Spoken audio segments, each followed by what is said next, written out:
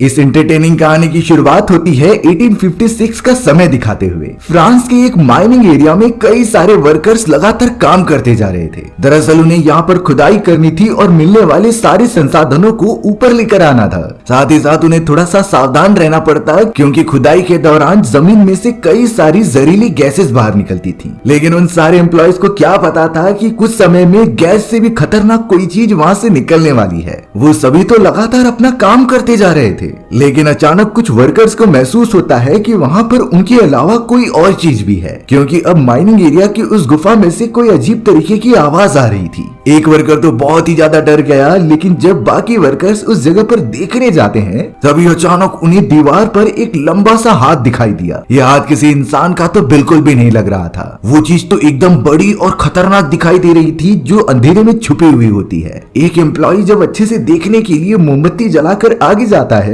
तो वो अजीब सा क्रिएचर अंधकार में कहीं छुप गया था। लेकिन शायद इस वर्कर को पता नहीं कि उस गुफा के अंदर कई सारी जहरीली और फ्लेमेबल गैसेस हैं और जलती हुई मोमबत्ती की वजह से वहां पर धमाका होने लगा। वो वर्कर्स तो किसी भी तरीके से उस माइनिंग एरिया से बाहर निकलते हैं और फिर उसके बाद इस माइनिंग एरिया को फिर कभी ओपन नहीं किया गया। अब तो हमें यहाँ पर कई सालों बाद का समय दिखाया जाता है जहाँ एक घर के अंदर एडम नाम का लड़का मौजूद था। एडम तो एक डरावना सपना देखकर उठा होता है जो उसे विश्वास नहीं हो रहा था, लेकिन उसे इस तरीके के सपने आया करते थे। अब एडम को फिलहाल के लिए उसका एक दोस्त बुलाता है जो नीचे मौजूद था। एडम जल्द से जल्द तैयार होकर अपने दोस्त के पास गया कि आखिर ऐसा कौन सा इम्पोर्टेंट काम आ गया है। तब जाकर एडम का दोस्त उसे बताता है कि हमारे पास एक जॉब आई है जो फ्रांस की एक जगह पर माइनिंग एरिया में काम करने की थी और वो हमें बाकी जॉब से कई ज्यादा पैसे दे रहे हैं। एडम के दोस्त ने जब उसे ये बात बताई तो वो भी सोचने लगा कि ये जॉब उसे करनी चाहिए, क्योंकि एडम एक गरीब फैमिली से पैदा हुआ था और उसके पास ज्यादा पैसे नहीं होते, और अगर वो माइनिंग एरिया में ये सारी जॉब करेगा तो वो थोड़े पैसे कमा लेगा जो कि उसकी फैमिली के लिए ही अच्छा होगा।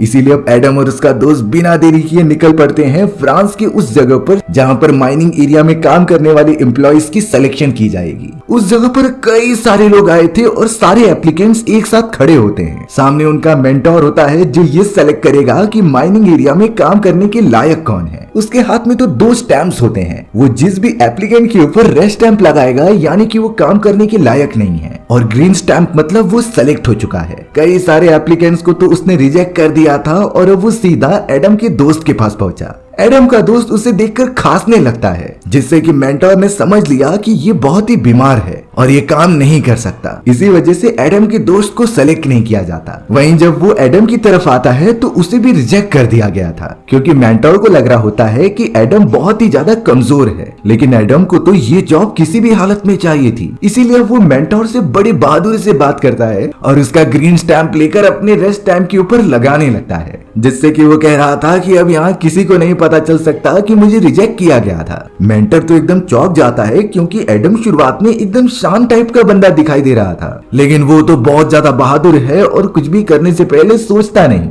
उन्हें माइनिंग एरिया में काम करने के लिए इसी तरीके की एम्प्लॉयज की जरूरत थी, इसीलिए तब जाकर मेंटर ने एक चांस दिया और एडम को ग्रीन स्टैम्प देकर सेलेक्ट कर लिया। लेकिन फिर भी मेंटोर उसके ऊपर नजर रखने वाला था और अपने सीनियर्स को कह देता है कि एडम को उस माइनिंग एरिया में भेजो जहाँ बहुत ही डिफिकल्ट काम होता था। एडम को तो अब बाकी लोगों के साथ काम समझाने के लिए माइनिंग एरिया में भेज दिया जाता है, और वो एरिया था माइनिंग नंबर 5, जहाँ पर इतने सारे एम्प्लॉयज की मौत हुई है जो गिन नहीं सकते। पर ये बातें तो एडम को अभी नहीं पता होती। वो सिर्फ थोड़े पैसों के लिए वहां जाकर काम करना चाहता था। अब हमें एक प्रोफेसर दिखाया जाता है जो अपनी रिसर्च के लिए कुछ इन्वेस्टिगेशन करना चाहता था। उसे माइनिंग एरिया में जाकर अलग अलग चीजों के बारे में जांच पड़ताल करनी है जो कि वो अपने नॉवेल में लिखेगा। प्रोफेसर डायरेक्टली उस जगह के मैनेजर के पास चला जाता है। मैनेजर को पूरी बातें समझाने के बाद प्रोफेसर बताने लगा कि मुझे अंदर जाने की परमिशन दी जाए, जिससे कि मैं अपनी इन्वेस्टिगेशन कंप्लीट कर सकूं। लेकिन माइनिंग एरिया का मैनेजर ये बिल्कुल भी एक्सेप्ट नहीं करता, क्योंकि माइनिंग एरिया में जाना बहुत ही ज्यादा रिस्की हो सकता था, और अगर प्रोफेसर जैसा इनएक्सपीरियंस आदमी वहां पर जाएगा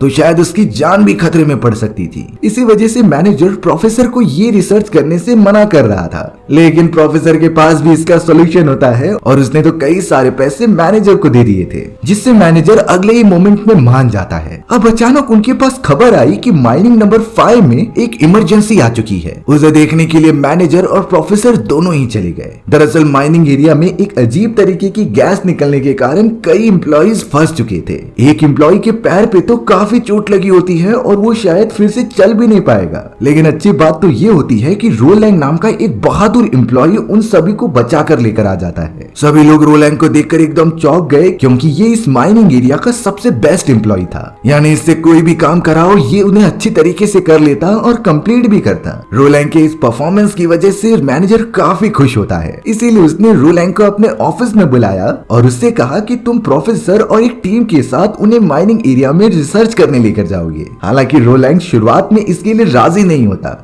लेकिन अब मैनेजर के धमकाने के बाद कि वो तुम्हें जॉब से निकाल देगा, इस वजह से रोलैंग के पास कोई ऑप्शन नहीं बचता और उसे इस काम के लिए हाँ ही करना पड़ा। यानी कि अब रोलैंग अपनी एक टीम बनाएगा जो प्रोफेसर के साथ माइनिंग एरिया नंबर 5 में जाएंगे। ताज्जुब की बात ये होती है कि उस टीम के अंदर अब एडम भी शामिल हो चुका था। एडम भी नहीं समझ रहा होता कि इतने डिफिकल्ट मिशन में उसे क्यों शामिल किया गया है, पर अब ये हो गया है तो उसे करना ही पड़ेगा। एडम तो अब अपने मिशन के कई सारे लोगों से मिल रहा था जो अलग अलग जगहों से काम करने के लिए आए थे। कई लोगों से तो एडम की अच्छी दोस्ती भी हो जाती है और वो अच्छे से गाइड भी करते हैं। सबसे पहले रोलैंग और उसकी टीम ने मिलकर एक माइनिंग एरिया का आगे का रास्ता ओपन किया। उन्हें रास्ता बनाने के लिए बॉम्ब्स की जरूरत पड़ती थी जिससे कि वो वहां पर ब्लास्ट कर देते। एक अच्छा रास्ता बनाने के बाद अब वो सभी रेडी थे प्रोफेसर को वहां लेकर जाने के लिए। लेकिन थोड़ी ही देर में जब वो एक पुली की मदद से नीचे उतर रहे होते हैं तो उन्हें दिखाई दिया कि ब्लास्ट के दौरान एक अजीब तरीके की गुफा खुल गई है। ये गुफा पहले से ही बनी थी जैसे कि किसी एंशिएंट टाइम की हो, और उन्हें ये बातें बिल्कुल भी पता नहीं थी। लेकिन प्रोफेसर कह रहे होते हैं कि हमें इसी जगह पर जाकर अपनी इन्वेस्टिगेशन करनी चाहिए। इसीलिए प्रोफेसर की बात मानकर रोलैंग अपनी टीम को आगे बढ़ने की इजाजत देता है। वो सभी उसी अनजान इलाके में चले गए जो गुफा काफी बड़ी थी और बहुत ही दूर तक जा रही थी। वहां उतरने के बाद अचानक पता नहीं प्रोफेसर आगे बढ़ने लगे और एक टॉर्च लाइट लेकर अंधेरे की तरफ जाने लगे। रोलैंग और बाकी सारे एम्प्लॉइज परेशान हो गए कि प्रोफेसर आखिरकार ऐसे कहां चले गए हैं। वो सभी तो मिलकर प्रोफेसर को ढूंढने लगे। तभी अचानक उन्हें स्केलेटन दिखाई देता है जो उन्हीं में से एक वर्कर का था और वो कई सालों से यहीं पर फंसा रह गया। रोलैंग को समझ में आ जाता है कि शायद ये वही एम्प्लॉय है जो कुछ सालों पहले इसी माइनिंग एरिया के अंदर गुम हो चुका था। उस एम्प्लॉय की तो पूरी बॉडी सड़ चुकी होती है और उसके स्केलेटन ही बचे थे। लेकिन बाकी एम्प्लॉइज ने जब अपनी नजर घुमाई तो दीवारों के ऊपर कुछ अजीब तरीके के लेटर्स लिखे होते हैं और ये लिटरली ब्लड से लिखे गए थे। ये पूरी चीजें एक अलग लैंग्वेज में होती है जो उन सभी को समझ में नहीं आ रही थी। इसीलिए वो फिलहाल के लिए प्रोफेसर को ढूंढने लगी चारों तरफ घूमकर। जैसे ही वो सब थोड़ा सा आगे बढ़ते हैं तभी उन्हें फ्लैश लाइट दिखाई दी थी। ये फ्लैश लाइट किसी और की नहीं बल्कि प्रोफेसर एक अनजान सी चीज की फोटो ले रहे थे। रोलैंग और बाकी सारे एम्प्लॉइज जल्द से जल्द प्रोफेसर की तरफ आए और रोलैंग ने तो प्रोफेसर का गला पकड़ के उन्हें मारना स्टार्ट कर दिया। रोलैंग प्रोफेसर से इसीलिए गुस्सा होता है क्योंकि वो बिना परमिशन के उन्हें छोड़कर चले गए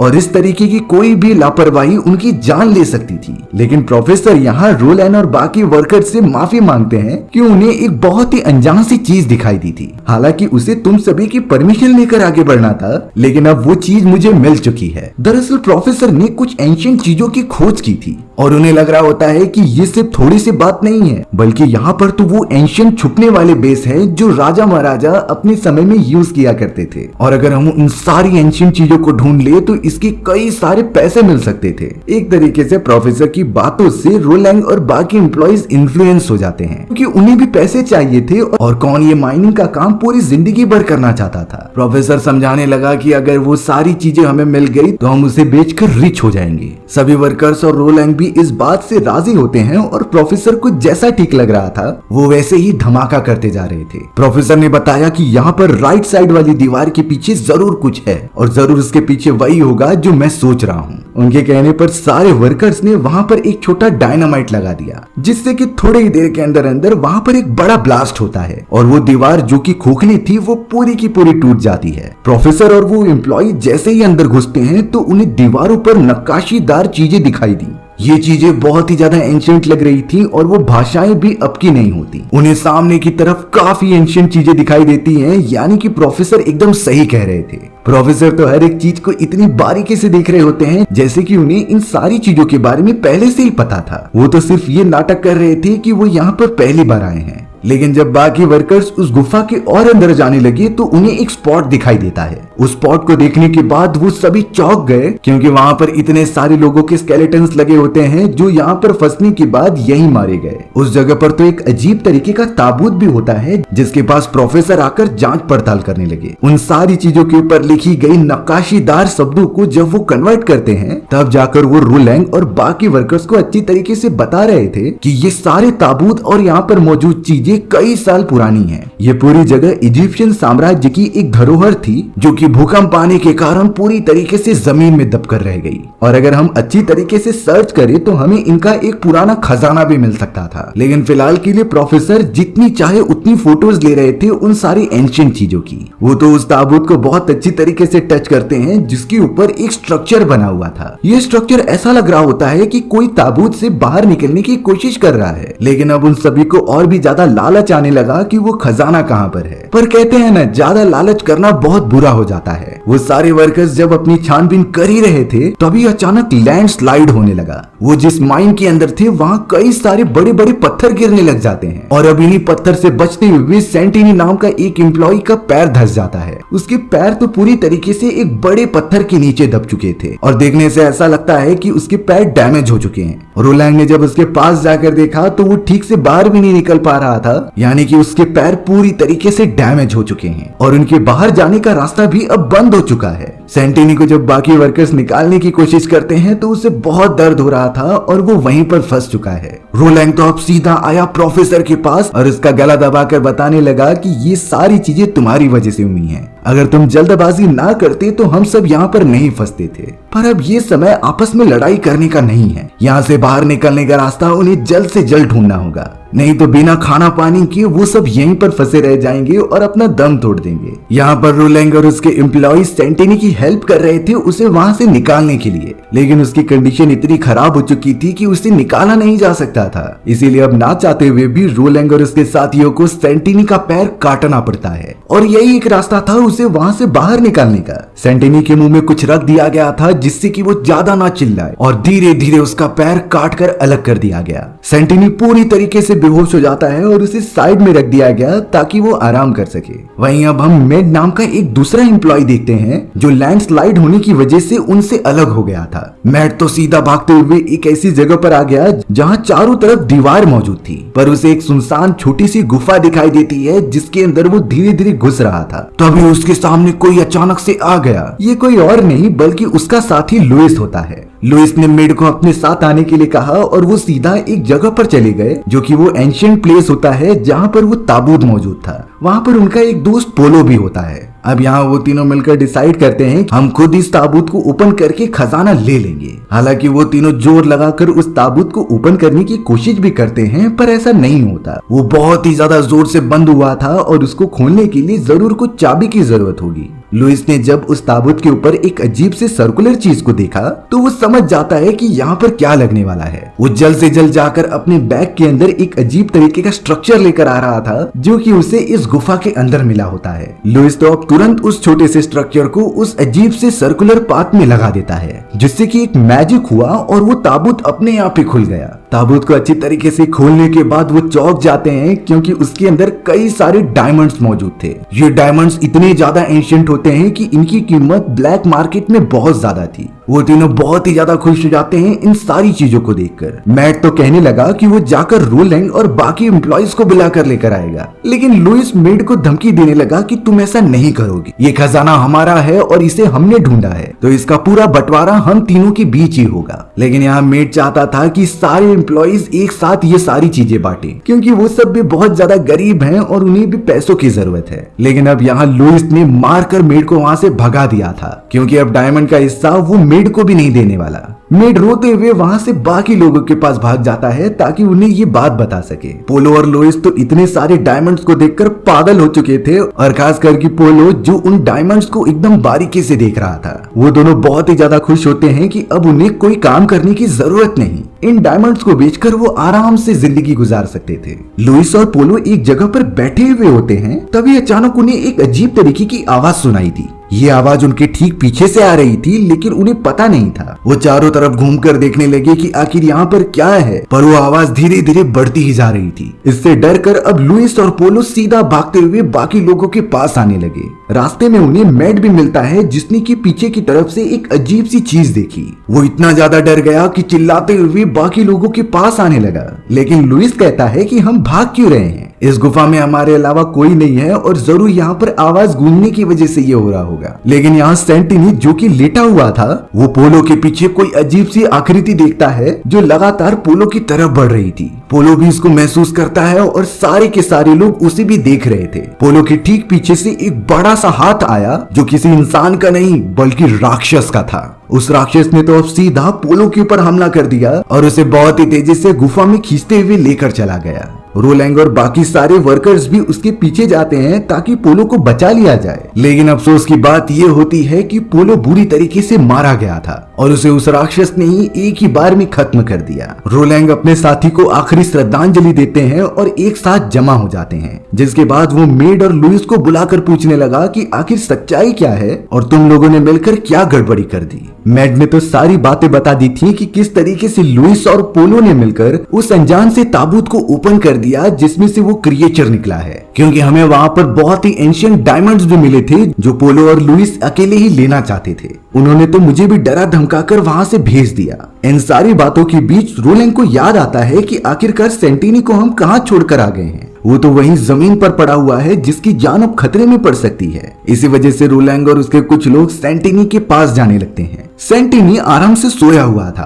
तभी उसे एक रास्ते से कुछ अजीब तरीके की आवाज आने लगी। हालांकि अंधेरा होने के कारण वो कुछ देख नहीं पाता। तभी वो प्रोफेसर का एक कैमरा लेता है और फ्लैश मारता है। तब जाकर उसे दिखाई दिया कि वहाँ खतरनाक क्रिएचर है जिसकी पूरी बॉडी स्केलेटन से बनी थी। उसके नुकीले नुकीले हाथ थे जो बहुत ही ज्यादा खतरनाक होते हैं और अब वो लगातार सेंटिनी की तरफ ही बढ़ रहा था। रोलैंग और उसके सभी साथी जब उस जगह पर आते हैं तो वो साफ साफ देख पा रहे थे कि उस खतरनाक क्रिएचर ने सेंटिनी को अपने हाथों से पकड़ कर रखा है। वो सभी तो चिल्लाने लगे, लेकिन अगले ही मोमेंट में उस खतरनाक क्रिएचर ने सेंटिनी के सर में हाथ डाल दिया और उसकी पूरी बॉडी ऑर्गन्स को ही अलग कर दिया। ये चीजें वर्कर्स अपनी लाइफ में पहली बार देख रहे थे और सभी के सभी डर गए, लेकिन रोलैंग हिम्मत से काम लेता है और उन सभी को एक सेफ जगह पर लेकर जाता है। वहीं दूसरी तरफ हम प्रोफेसर को एक वर्कर के साथ देखते हैं जो अभी भी दीवार पर लिखे हुए सिंबल्स को डीकोड करने की कोशिश कर रहे थे, क्योंकि इन सारी चीजों से उन्हें पता चलेगा कि आखिर वो क्रिएचर कौन है और ये सारी चीजें उनके साथ ही क्यों हो रही हैं। उन्हें तो लगातार ट्रैवल करते हुए एक गुफा भी दिखाई दी जिसका एक डोर होता है। जब वो दोनों लगातार ट्रैवल करते हैं तो उनके सामने एक अजीब तरीके का सर्कुलर पाथ आ गया था जिसे ओपन करके दूसरी तरफ जाया जा सकता है। वो जब दूसरी तरफ गए तो वहाँ पर पोलो की डेड बॉडी थी, यानी वो खतरनाक क्रिएचर यहीं पर रहता है और वो कभी भी यहाँ आ सकता था।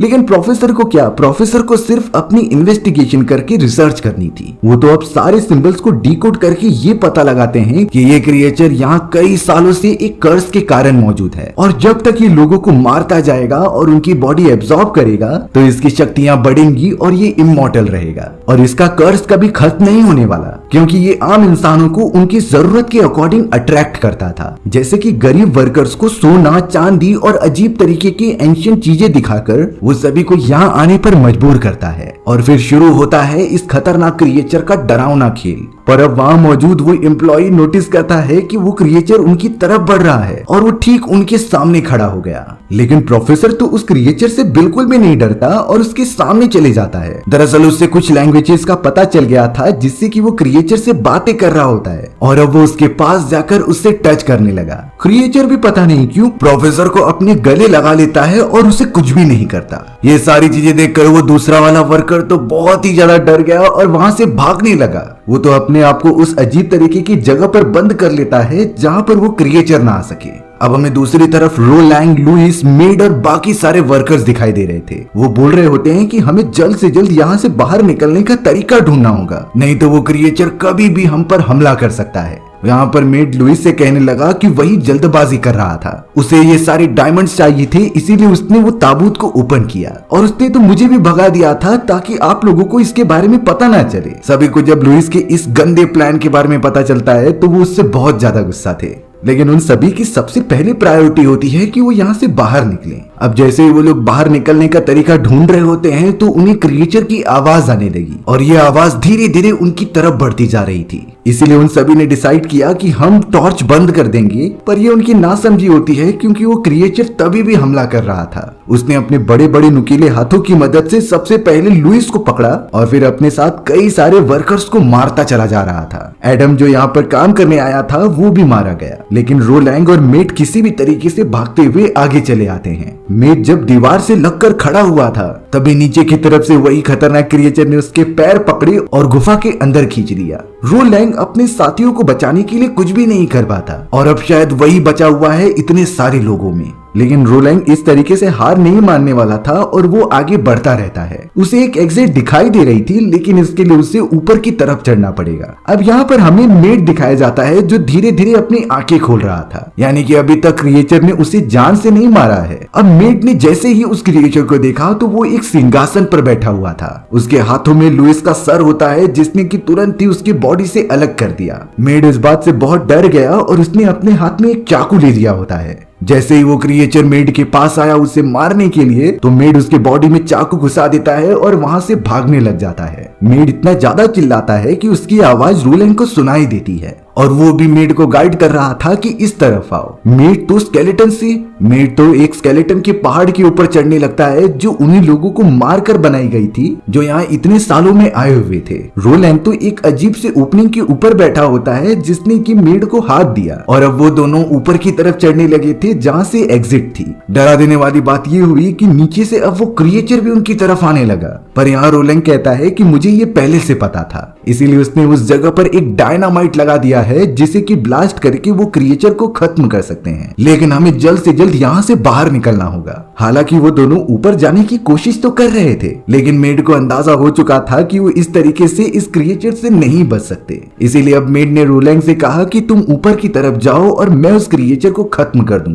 रोलैंग भी समझ गया कि जरूर मेड अपनी बलिदान देने की कोशिश कर रहा है और उसे ये पता था कि ओपनिंग अभी बहुत ऊपर की तरफ है। इसीलिए अब रोलैंग भी अपनी जान की परवाह नहीं करता और मेड के पास उसकी मदद करने आ जाता है। रोलैंग और मेड दोनों ने डिसाइड किया कि वो इस क्रिएचर को जान से खत्म करेंगे ताकि ये दूसरे लोगों को ना नुकसान पहुंचा सके। दोनों ने मिलकर वो डायनामाइट ब्लास्ट कर दिया जिससे उस पूरी जगह पर एक बड़ा सा धमाका होता है। धमाके में उस क्रिएचर के साथ साथ रोलैंग और मेड भी मारे गए और ये कहानी यहीं पर खत्म हो गई। सो व्यूअर्स, आपको ये स्टोरी कैसी लगी कमेंट सेक्शन में बताना भूलना मत। और अगर आपको मेरा एक्सप्लेनेशन 1% भी अच्छा लगा होगा ना तो वीडियो को लाइक एंड चैनल को सब्सक्राइब जरूर कर देना। मिलते हैं इसी तरीके की मजेदार वीडियोस में, तब तक के लिए बाय बाय।